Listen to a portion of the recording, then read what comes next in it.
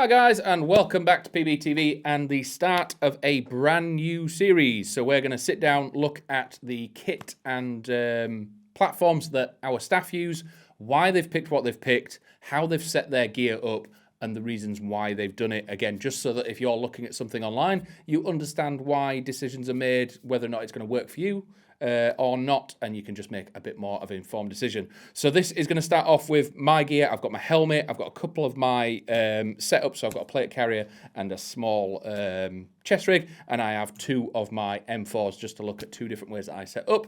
There are other platforms that I have that if you like what you see, let us know and we can bring out the other ones, MP7s, Bolties, various different things of how we set our gear up to how we play, and just a little bit more of an informative chat. So we are going to start with my helmet setup. I do like to keep my helmet quite basic. I'm not too fussed about banging lights and torches and reading lights. I do like to keep it basic.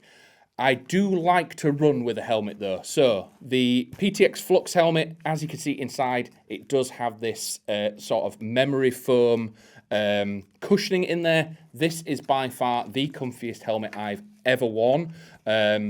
I joined the military in 2003, did 10 years, served in Iraq and Afghan. So I've worn various different marks of helmet military-wise. They were all absolutely disgusting and hurt your head after 10 minutes of wearing it.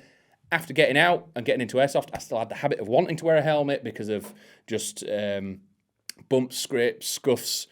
Knocks on the head can be what they are. So it took a long time for me to find a good helmet. I was going through various different ones, and then the Flux came out. I borrowed a friend's, wore it for a couple of hours and didn't have any dramas with it. Was quite comfortable with having it on all day. The adjustments on it are really, really easy. The straps, you've got two straps on either side. So you've got a back adjustment and a front adjustment. So it's very easy to make it fit. Obviously, with the beard, the strap does go under that. It is still quite comfortable.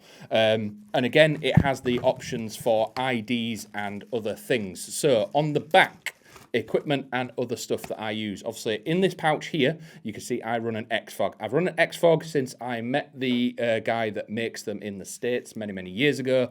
And since I met him there, I have not run a helmet or a setup without an X-Fog. The difference that it makes is when you're moving around and you have airflow going through your goggles, that's what keeps things defogged. So if you keep moving, your iPro won't really fog up. So what happens when you go stationary, that's when things fog up. So you can see my tubes come out, go under, routed all the way under, and they come out just here. You can see just the two little streams there and there. So coming from the back all the way through the front to the front there. And again, all this is doing is giving a very slight amount of airflow that when you're tucked in and hunched up, this is just cascading a little bit of air over your glasses, keeping them defogged. And again, in certain situations, that 1 in 10 times that you fog up and someone walks in front of you, this is the difference of getting that player, either being able to see him before he sees you, anything like that. It is just that microsecond difference. Patches, just team patches, random patches that have been gifted. Glint tape on the back, so again, when it does start getting a little bit darker or anything like that, this just gives that little bit of extra that someone can see me from behind. ID number on the side. Again, probably going to bin this off because when we did get these are glow in the dark, and they are the most glow in the dark thing anyone has ever made. The slightest bit of light touches these, you turn into a Belisha beacon. So this probably is going to get removed and put either on the back of my plate or somewhere else, because glow in the dark's really, really good when it is vague and sort of light. When it is as powerful as these ones, it is a little bit too much, and you end up getting clipped in the head quite a few times because people see you a little bit more than what you are expecting. On the front, we do have the Rhino mount. I do run a monocular night vision system, so again, on when it needs to be on. Don't leave it on all the time. You don't need nods in the daytime. Comms and ear protection, the amount of pyro, CQB and stuff like that, I'd highly recommend always running some sort of hearing protection. A lot of the times, like, as you can see, I've taped up the actual drop lead that goes to the push-to-talk to a radio. I do run a radio, but I don't use it through the comms. What I have found is easier for me is the earmores pick up very, very sort of quiet chatter. So what I normally do now is I run a fist mic. So wherever I want to put my radio, if I've got different rigs on, my radios aren't attached to either of my rigs. I just mount them up when I need them, and I put a fist mic on here, really, really quiet, and that will pick this up. And then what it gives me the option to do, rather than reaching around or trying to find a radio wherever I've put it, I can just turn the fist mic off, and that's me as quiet as a mouse, not having to worry about turning my radio off or else. Also, it does mean that if I can turn it off, I'm not getting distracted by random chatter on comms. If I'm sneaking around and doing some little bits on my own, I'm not getting blaring in the ear from people talking at different areas. Again, that's just my setup. Running as a team, comms are almost essential setup. Just being able to communicate with each other is a great aspect and a great addition.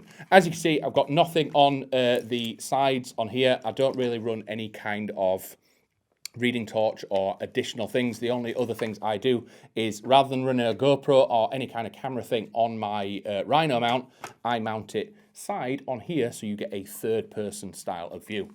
But yeah, very simple helmet setup, but I always run with a helmet. I don't really like running at games without helmets, purely for bumps, knocks, scratches, anything like that. A bang to the head is not an easy thing to get over, especially when you're tired, exhausted. You don't want to be getting too many of them.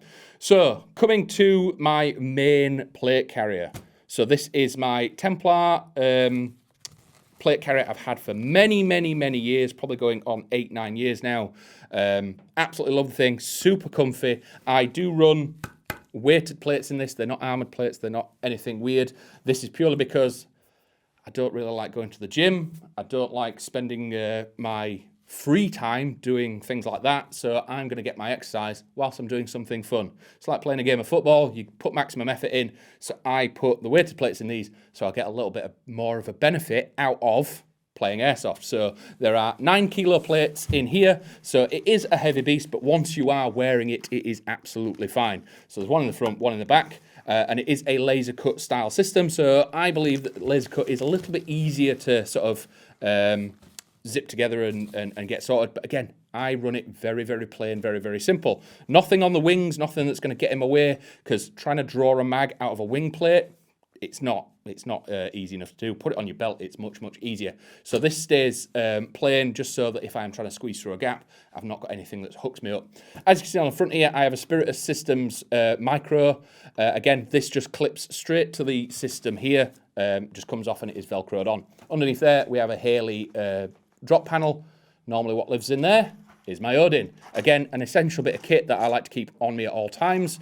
I do have the rubber part in there, so we don't have too much of a battle rattle when it comes to running around with this thing. But running 3 to 6 mags, especially if you're running gas or the stemmer mags, various different things, this just gives you that option that rather than getting a speed loader out and having to do it, I could probably load 6 mags in the same time that someone can load 1 with a pistol speed loader. So it just keeps you in the game longer, and it's very convenient to keep in the dangler at the front here.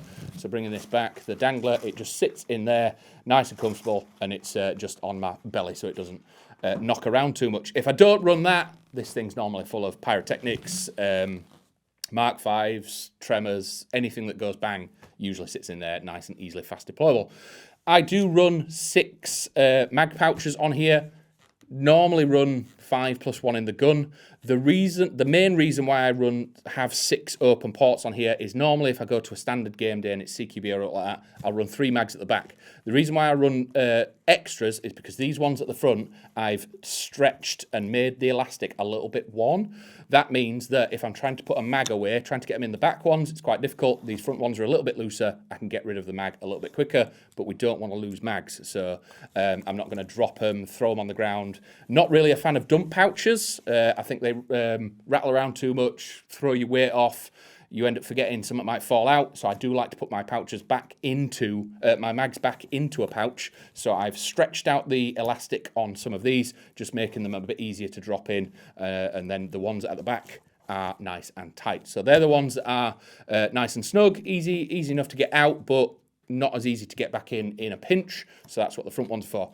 Also, the front ones, I run a gas AK as well, so I can put 3 AK mags in the back and 2 in the front here because I've stretched them out. So 1 in the gun, and so I could run 6 mags, M4 mags in the front, or I can run 5 AK mags plus 1 in the platform. So with the 2 setups, I don't have to change my front panel. I can just run the same thing. Again, slight modification to the gear that I've got. Very, very simple doing. I've literally just sat there and stretched the elastic so it's kind of given up the ghost just in the corners. Again, it's Velcroed in, it holds, it's fine, it does what it does. Another reason why I run this plate carrier is the quick release. So after a game, pull, rip, it comes off, you do it with the shoulder, you can drop it down, get it off yourself, have a breather. It's nice and easy to get off, and it's easy enough to get on as well. So it's very, very comfortable. As you can see, the padding in here just gives a bit of breathing. And this thing has had these plates in it for probably close to 6 years now, and it is still going strong. There's no signs of stitch wearing, anything like that. Everything is absolutely hunky-dory. The normal place to check on plate carriers is up here, where the main stretch points are here and here. This is where it's going to rip and tear. But we've had 4.5 kilos in the front, 4.5 kilos in the back, and these things are still going, and I've got no reason to change it yet. So I will still be using this for many moons to come. But I do get tired. So the other option that we have, a nice, simple, everyone's seen these, the Mark IIIs, again, 6 pouches. Normally don't run 6 mags in it. If I'm going to run this, it is 3 mags in the back, and anything at the front in here is for pyrotechnics, grenades, anything like that that wants to be rapidly deployable, maybe even a speed loader if I'm running a pistol. And again, we do have the pouch back here, has a battery in it, but normally it has pyrotechnics or like that in it. So again, very, very simple. I set this up basically as and when I need it. It's not a permanent setup because I don't know what platform I'm going to run on the day that I decide to take this. So this is normally last game of the day. Do I want to drop out? Do I want to sit out? Or I'll drop my plate carrier, put this on, and it means you get an extra day, extra game out of the day. And again, patches galore, throw them on there, a little bit of personality and spice to it. So we'll go on to my main M4 first. So again, this is probably the oldest gun I own. It's not the gun that I've owned the longest, but it is the probably the oldest gun. So this is probably built in 2011. So this is a PTW Sistema, built from scratch out of a what's called a 2011. So the gearbox inside and things like that. So the last original part from a 2011 is the gearbox. Everything else has been changed. So what these are is very old technology. There's a lot of guns that do the same thing that these things do, but these are the things that have probably led a bit of the way in certain aspects. So again, multiple MOSFETs in them. The gearbox in here is just in this section here. So you have a motor, as in similar to an AEG. It's just a much different shape. It fills all the here and has different mounting systems and things like that. And we have a gearbox that's entirely housed in this section here. You then have a removable cylinder. I could knock this open. You can pull the cylinder out, drop in a different one, have different powers, all sorts of different things. Ease of maintenance. You also have a MOSFET in the stock tube, but battery-wise, I normally run a 1450 11-1, a little bit bigger than this. And again, they do quite comfortably fit inside the stock tube, and they are good to go. One of the main mods that was done to this is, as you can see with the stock tube, normally you have to do this, pull the pin and everything like that. All I do is slide it off and it comes all the way off. As you can see, this is a 1450 milliamp battery comfortably sat in the stock tube. And what we do is I've shaved off the bit at the back here, so I don't have to do any of the pin system or pulling the stock or doing anything like that. I just simply do that. What the problem with that is if you pass your gun to someone and they grab it like this and it slides off, sometimes the gun can fall on the floor, but less we talk about that, the better. Again, another reason why I run one of these is you can drop them quite comfortably. It is a CNC forged receiver. It's a real steel Fortis rail. We've got steel parts. This thing, the way I describe a PTW is you pick this up, you feel like you can beat a door down with it. It is just a solid bit of material that when you pick up a piece of technology like a phone or a tablet and it's a little bit heavier than what you're expecting, it indicates a little bit of quality. And that's what I get from picking this thing up. Every time I pull the trigger, I know what it's going to do. Incredibly reliable, going on over 10 years. I mean, I've had it probably 10 years and it's probably a 15-year-old platform. Again, very, very reliable. But how have I set it up? Again, this is my go anywhere, do anything platform. So it's in that sort of mid length. My MWS will come to in a bit, is a little bit longer. Again, the shorter platforms, do what you want. I'm not really overly sort of obsessed with putting traces on anything. I've kind of gone to the more obsessed with muzzle brake systems. The greatest muzzle brake of all time, personally, looks-wise, is the Surefire 556. I think it looks absolutely incredible on pretty much any platform you get. So this specific muzzle brake came off one of my other, came off of Salient Arms. So the thing with these is they are clockwise threads, so finding a good muzzle brake is reasonably difficult, but it goes on there, looks really, really nice. The Fortis front handguard, again, when I got it, came on it. Again, using real steel parts with PTW, it's just, if you can do it, it doesn't make any difference. It just makes you feel good. I've got a real part. It makes no difference to the gun. If you want to do it, do it. If you don't, it makes no difference. So we've got M-Lock parts, we've got Riz, we've got bits on the front. Personally, it's on there because it looks awesome. It's really angry. It's got the sharp front ends. It's really comfortable. The Riz at the front, if I ever want to put it on there, is convenient. But the actual center part where my C-clamp goes, it's cut away and just makes it really comfortable.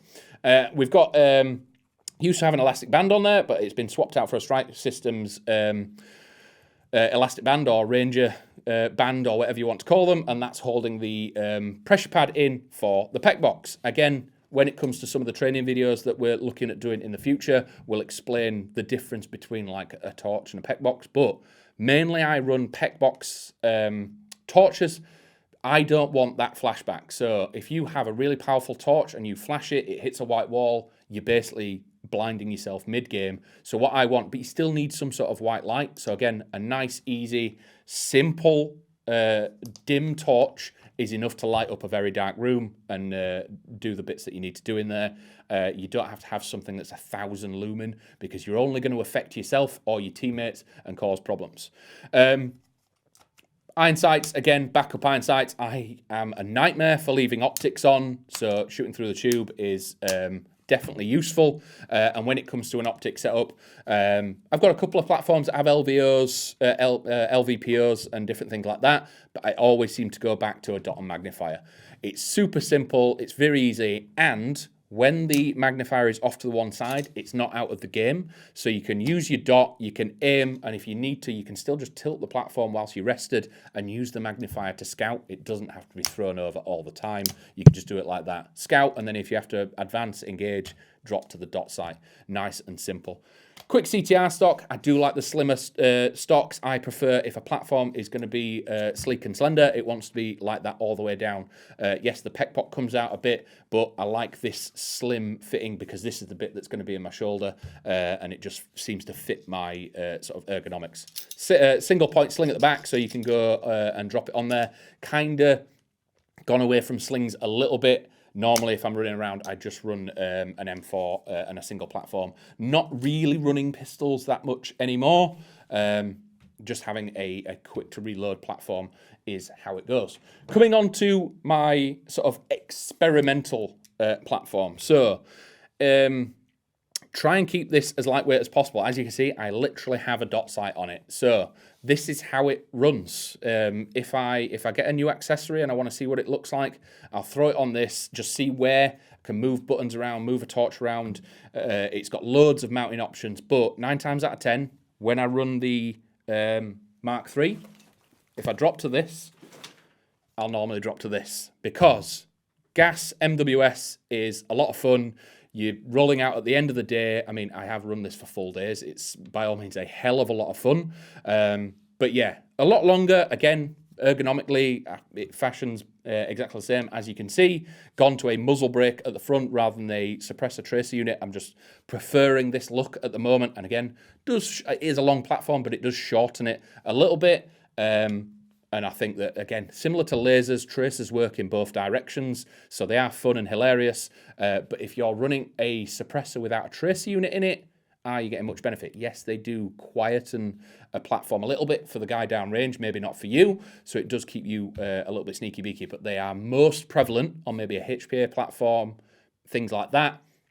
On an AG, it's just looks. If you like the look, go for it. That's what it is all about. So hence why I have a super stripped down basic platform that is a very, very wide open optic. As you can see with the SRS, drop this off, nice and easy, quick detach. It is a huge opening and a small opening at the back. What this gives you is, because the glass on the front is slightly angled, you get a load of light collection. It's very easy to see through. Keep both eyes open very, very comfortably.